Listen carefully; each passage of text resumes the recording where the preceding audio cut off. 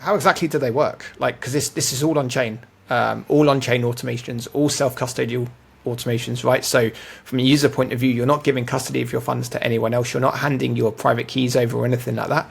How exactly do they work on Summer.fi in particular? Basically, these automations is, as you said, you're not per se giving up control of your assets or anything like that, which I think, again, is a big hurdle for some people when they get started with automations. This notion of, hey, like, am I just giving up control of my assets, and they're being able, like, these contracts, which is kind of what we're doing, is you have these smart contracts that you're setting up, basically these triggers and stuff like that, that are able to execute very specific actions on your behalf, and nothing more than that. So they're just being able to, say, your LTV or something like that is at this very specific threshold or point that you specifically set by you, so nobody else, and it's very, like, rationally, very objectively just making these decisions, I guess you could say, but they're your decisions that you've made,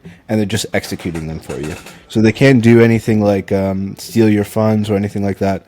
They're really smart in terms of, like, you setting them up, but they're really dumb in terms of being able to, like, say, oh, like, let me just, do some weird thing that results in the funds of a user lost or stolen or something like that. I think the key thing from my point of view is they use on-chain oracles as well, right? So, like, that's kind of where they're getting the price beats and so on from. So depending on the protocol it's used, whether it's Aave, Maker, Spark, like they use the oracles of the underlying platform, I think, which is key and always super important, particularly if you consider the kind of some of the automations we offer are there obviously to protect you against liquidation or protect you from downside and so on.